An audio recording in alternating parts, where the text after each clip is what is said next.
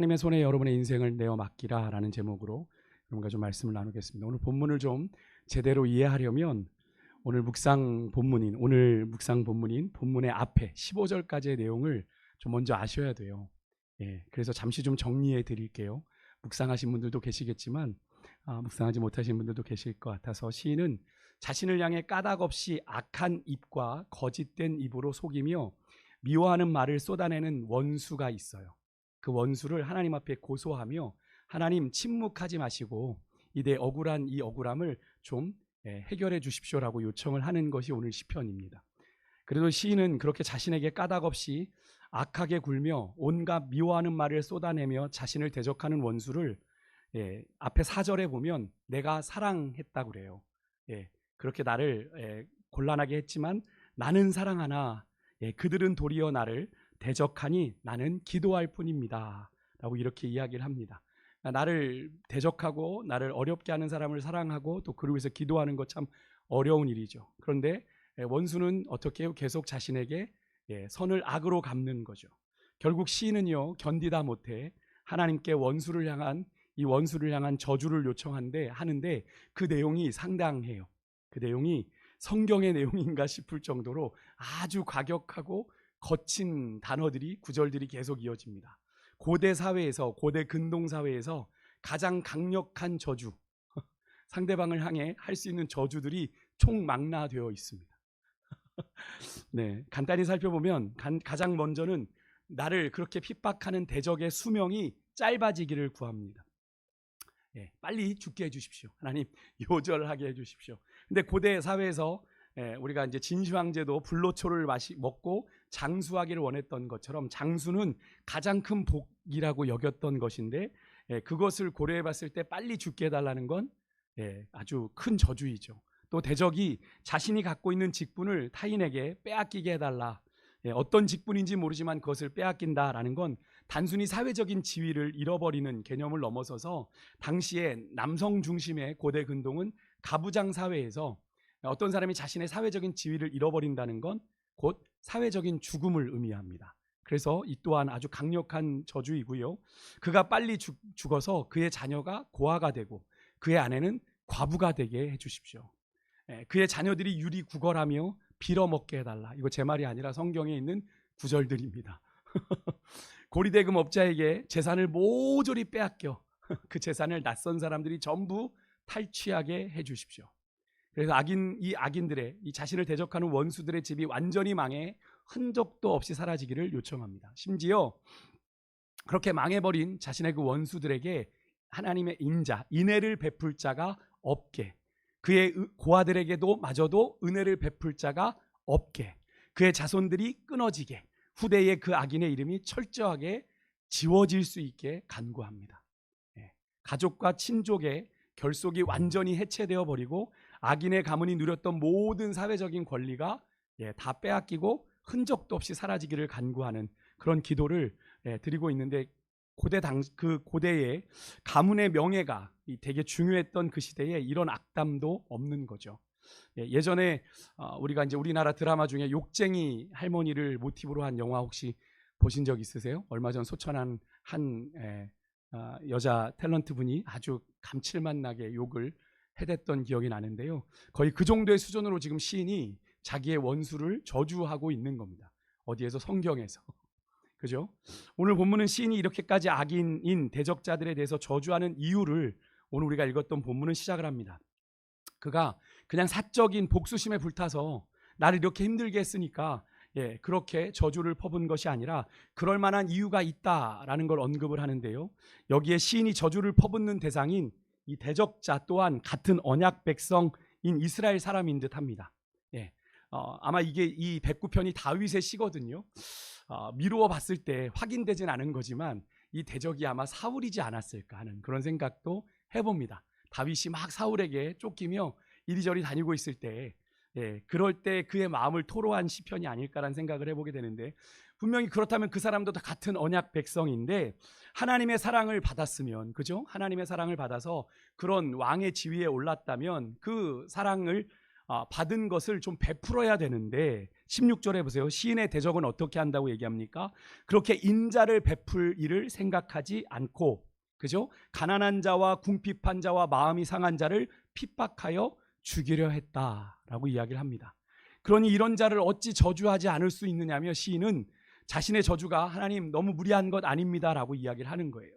사실 우리가 미가서를 보면 거기에도 미가서 6장 8절에도 보면 하나님이 당신의 백성들에게 요구하는 삶이 나오죠. 어떻게 살아야 되는지 한번 같이 한번 읽어볼게요. 시작. 사람아, 주께서 선한 것이 무엇임을 내게 보이셨나니 여호와께서 내게 구하시는 것은 오직 정의를 행하며 인자를 사랑하며 겸손하게 내 하나님과 함께 행하는 것이 아니냐. 네. 여기에 하지 말란 얘기는 아무것도 없습니다. 그죠? 하라인데 우리가 종종 제가 말씀을 드렸습니다만 우리가 하지 말라는 계명에 대해서는 되게 민감하게 반응하는데 하라는 계명에 대해서는 우리가 되게 소극적일 때가 많습니다.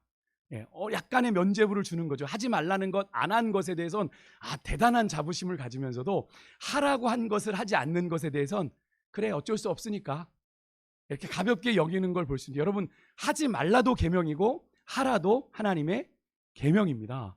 해야 되는 건데 우리가 그것을 다르게 느끼는 거죠. 하지 말라는 건 어떻게든 길을 쓰고 안 해요. 그런데 하라는 건 아유 못해, 나중에 언젠간 하겠지라고 미루는데, 그래서는 안 되는 거죠. 왜요? 그 말씀 또한 우리에게 하라고 명하신 하나님의 말씀이니까요. 그 또한 순종해야 되는 문제인데 우리가 그것을 너무 그러니까 이런 문제들, 정의를 행하고 인자를 사랑하고 겸손하게 내 하나님과 행하는 것, 이건 언젠간 되겠지라고 생각하는 거예요. 일단 기다리다 보면 언젠간 이렇게 되겠지라고 생각하는 것으로 우리가 차일피일 이 일들을, 여기에 순종하는 일들을 미루는 경향들이 많은 거예요. 여러분 이것 또한 우리가 감당해야 될, 우리 그리스도인들이 우리의 삶에서 행해야 될 하나님의 말씀이라는 걸 우리가 기억해야 되는데요. 이렇게 오직 정의를 행하고 인자를 사랑하고 겸손하게 하나님과 함께 걷는 것인데, 오늘 본문의 이 시인의 원수는 그런 하나님의 요구를 실행했습니까? 실행하지 않았습니까? 실행하지 않았습니다. 그러니까 하나님의 저주를 받을 수밖에, 하나님의 심판을 받을 수밖에 없다라고 이야기를 하고 있는 겁니다. 여러분 잠언 31장 9절에 보면 당시의 고대 근동에서 왕처럼요, 이 31장이 왕에게 주는 교훈인데, 왕처럼 공적인 직분을 가진 자가 어떤 책임이 있냐면 보십시오. 곤고한 자와 궁핍한 자를 어떻게 해야 돼요? 신원해 줘야 돼요. 그들의 억울한 일들을 들어주고 그들을 잘 돌봐야 될 책임이 있습니다. 그런데 그것을 있는데 지금 시인의 대적인 그것을 만일 사울이라고 우리가 염두를 해봤을 때, 사울이 그런 건 안중에 없고 지금 뭐만 하고 있어요? 자기의 그런 왕자를 노린다고 여겨지는 다윗만 죽이려고 혈안이 되어 있는 상황이지 않습니까? 그죠? 여기서 우리가 좀 그런 생각을 해보게 됩니다. 여러분 우리 또한 우리가 이 시대를 그냥 살아가는 존재가 아니라 왕 같은 제사장으로 부르심 받은 존재들이에요. 그리스도인들은. 그죠?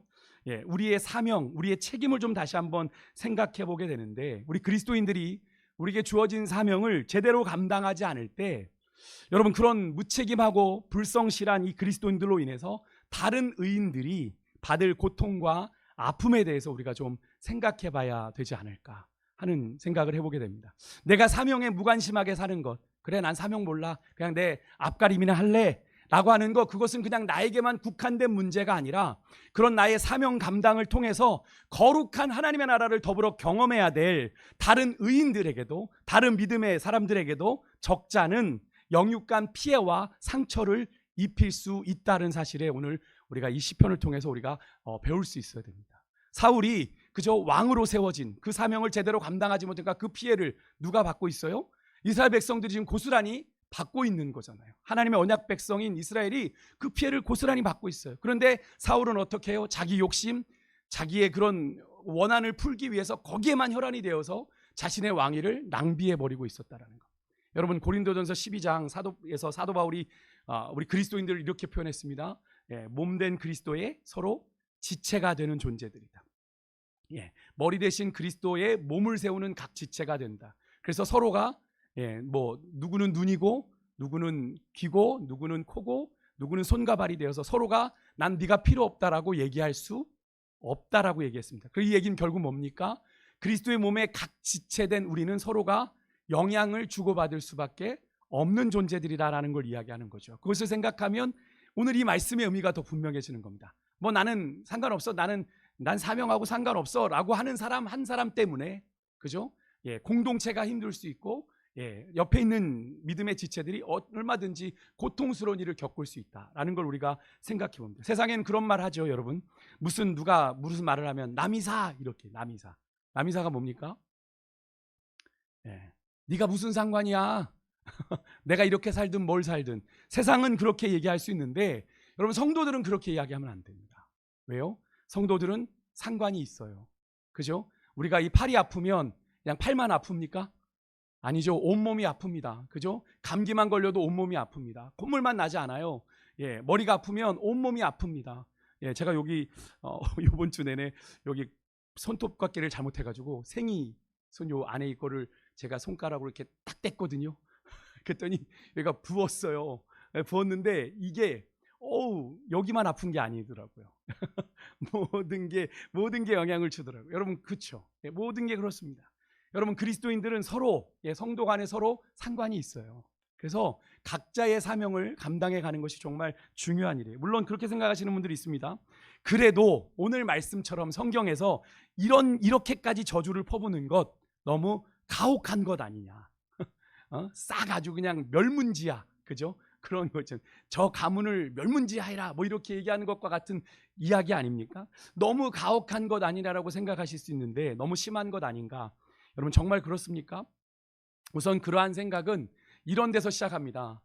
우리가 하나님의 정의, 하나님이 우리에게 명령하신, 하나님이 우리가 이 땅에서 이루고자 원하시는 하나님의 뜻을 까닭없이 이렇게 자기의 욕심 때문에 유린하는, 오늘 이 시인이 고소하고 있는, 하나님께 고소하는 이 대적의 악행이 얼마나 심각한 죄인지를 우리가 잘 모르고 있기 때문에 그럽니다. 제가 아까 말씀드렸죠.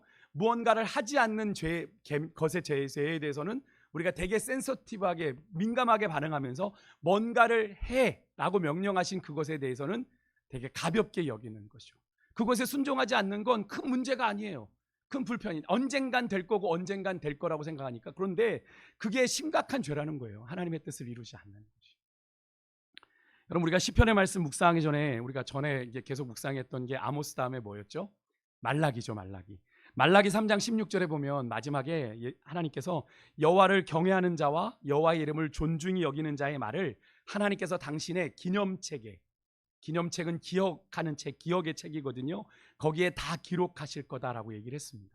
예, 그것에 따라 여호와의 날에, 즉 심판의 날에 심판하실 거다라는 말씀을 우리가 읽었던 기억 여러분 있으실지 모르겠는데요.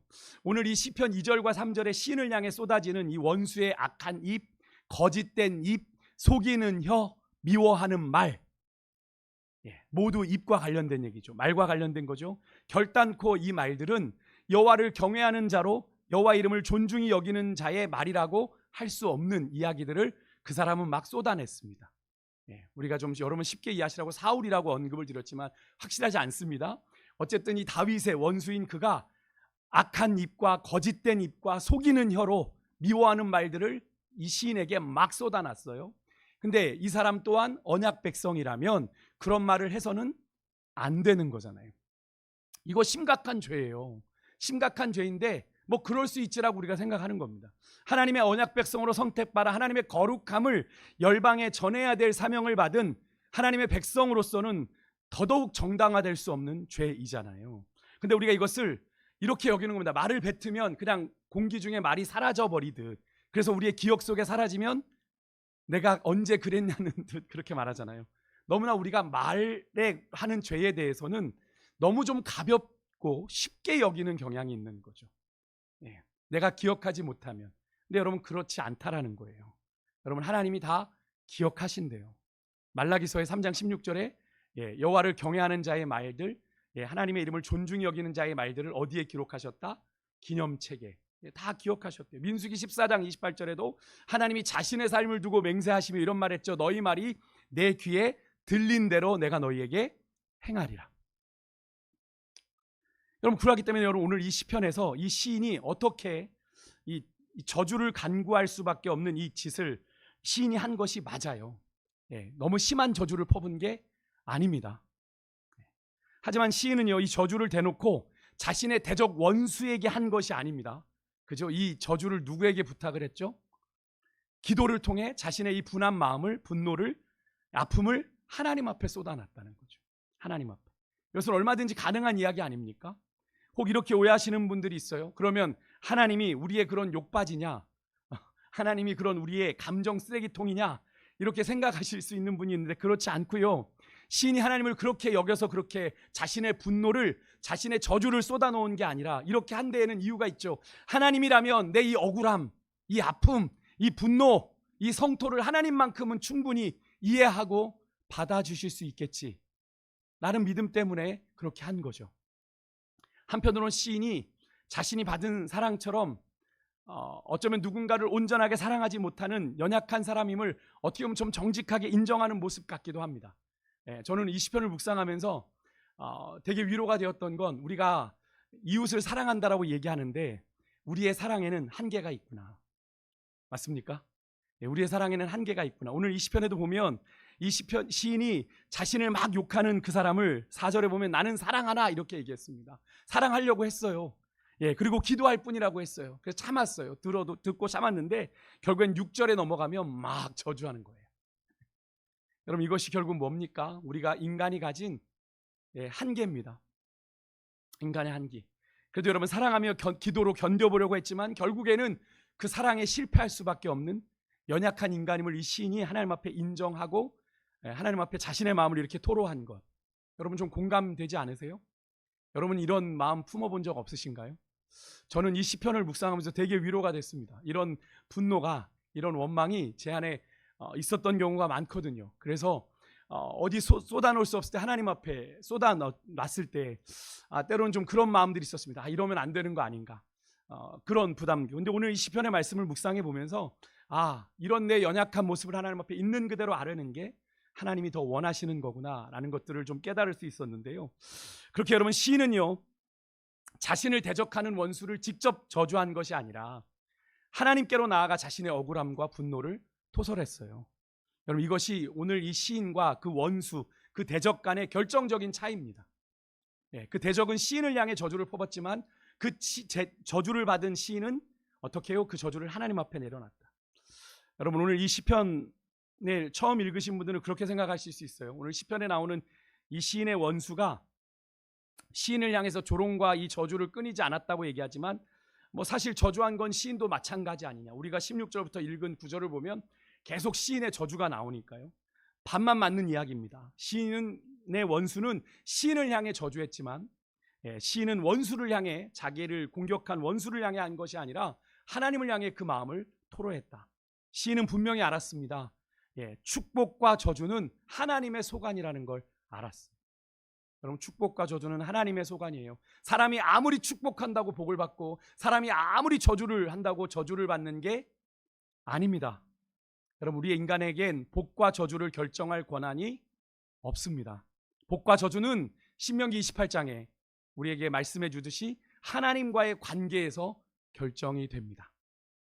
그래서 시인은 오늘 본문 16절 17절에 보면 인자를 베풀 생각도 없고 가난하고 궁핍하고 마음이 상한 자를 핍박하여 죽이기를 좋아하는 자들이 스스로 저주를 자초했고 남을 저주하기 좋아하는 그들이 하나님의 보응을 받는 것 당연하니 하나님 그들이 빈 저주가 그들에게 돌아가게 해주십시오라고 간구해요. 축복하기를 싫어하니 하나님 그들에게서 복이 떠나게 해주십시오라고 기도해요. 또 뒤로 가면 28절에서 시인의 원수들이 시인을 저주하면 하나님 그대로 이루어질 줄 아는데 하나님께서 시인에게 복을 주셔서 인간의 생사와 복이 그들의 저주의 선포에 있는 것이 아니라 하나님께 달려있음을 알게 해주십시오라고 기도합니다. 여러분 이 모든 간구의 중요한 전제는 뭐예요? 축복과 저주는 누구의 소관이다? 하나님의 소관이다. 하나님의 손에 달려있는 거다. 복의 근원 대신 하나님의 소관이고 그것은 철저하게 하나님과의 관계에 달렸다. 우리가 주문을 외우는데 달린 게 아니라. 이 사실을 시인은 알았기 때문에요. 그를 둘러싼 원수들이 끊임없이 미워하는 말을 하고 증오하는 말을 하고 참소하고 저주의 말을 쏟아부어도 인내하며 견딜 수 있었던 겁니다. 왜? 그들이 아무리 나를 그렇게 저주해도 하나님이 막으시면 그 저주가 나와 상관없다는 걸 알았기 때문에. 여러분, 우리도 이 세상의 비난과 조롱, 참소와 저주의 소리에 여러분 휘둘리지 마십시다. 우리가 아까 찬양한 것처럼 모든 것이 끝났다고 말하는, 넌 안 돼, 넌 거기까지 하라고 말하는 그런 세상의 소리에 우리가 흔들리지 마십시다. 우리의 복과 저주는요, 세상의 소리에, 그 세상의 기준에 달려 있는 것이 아니라 우리와 하나님과의 관계에 달려 있음을 여러분 기억하시고, 기도를 통한 여러분 더욱 깊은 주님의 관계를 사모함으로 나아가는 오늘 이 밤이 되실 수 있길 주의 이름으로 축복합니다. 오늘 본문에서 마지막으로요, 시인은 하나님이 원하시는 제사가 상한 심령이라는 걸 알았습니다. 우리가 자주 읽었는데 시편 51편 17절의 말씀을 시인은 기억했던 것 같아요. 같이 한번 읽어보겠습니다. 화면을 보고 있습니다. 시작. 하나님께서 구하시는 제사는 상한 심령이라. 하나님이여 상하고 통회하는 마음을 주께서 멸시하지 아니하시리이다. 아멘. 하나님은 절대로 우리의 상하고 통회하는 마음을 멸시하지 않으십니다. 너 왜 그랬어?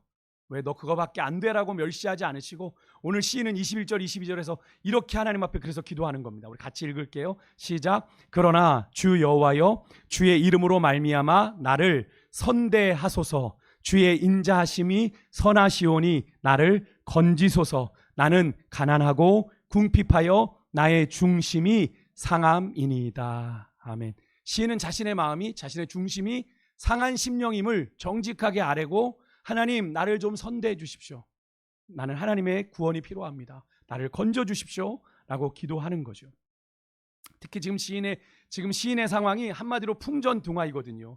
이어지는 23절 한번 보시면 시인이 자신의 상태를 이렇게 빗대어 표현합니다. 석양 그림자같이 지나간다, 또 메뚜기같이 불려간다, 이렇게 표현이 되어 있는데, 이 표현들이 어떤 거냐면요, 석양 그림자는 곧 뭐가 옴을 의미합니까? 어두운 밤이 온다라는 걸 의미하는 거죠. 메뚜기같이 불려간다는 건 이 메뚜기들이 식물에 이렇게 붙어 있다가, 여기 어르신들 중에는 우리 오건사님은 예전에 잡아보시지 않았을까 싶은데, 그 메뚜기 잡아가지고 물에 삶아 먹거나 기름에 튀겨 먹는 그 얘기를 하는 겁니다.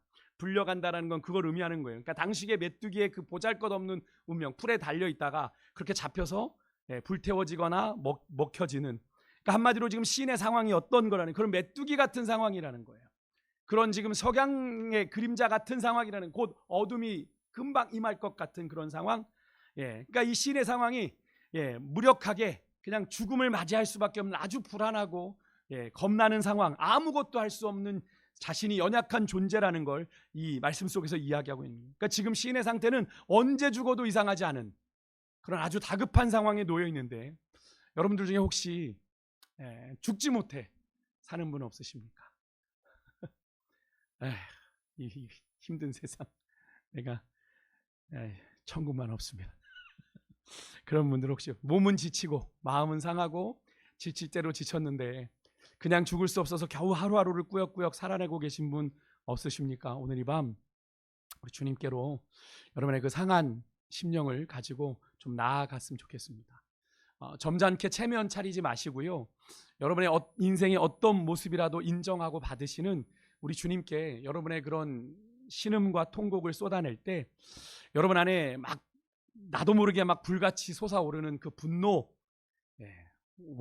수치, 억울함, 증오 같은 감정들이 기도하는 가운데 다 흘러가고 하나님의 은혜로 깨끗하게 정화되는 은혜가 여러분과 제 안에 임하게 될 줄 믿습니다. 하나님 안에 앞에서 그 여러분의 응어리진 상처를요, 오늘의 밤 아낌없이 좀 쏟아내는 그런 밤이 되었으면 좋겠어요. 하나님의 능하신 손만이 세상에서 우리가 당한 이 마음의 아픈 상처, 인생의 쓰라린 고통과 응어리를 다 씻어낼 수 있는 줄 믿습니다. 우리 안에 있는 상한 감정, 여러분 기도로 정화시키지 않으면요, 이게 우리 안에 심리적인 장애로 남을 수 있어요. 그걸 우리가 트라우마라고 얘기하죠. 이걸 씻어내야 되는데, 이걸 어디서 해결받을 수 있어요? 주님 안에서. 주님 안에 그것을 쏟아낼 때, 오늘 이 밤에 우리가 우리 주님께 우리의 상하고 깨진 마음을 좀 올려드리길 바라요. 말을 잘 못하셔도 상관없습니다. 하나님은 우리에게 화려한 미사여구가 포장된 기도를 원하시는 게 아닙니다. 여러분, 중심의 진실함으로 아래는 진실한 기도. 하나님, 내가 주님이 필요합니다. 내가 정말 주님 안에 새로워지길 원합니다. 주님이 나를 변화시켜 주시옵소서.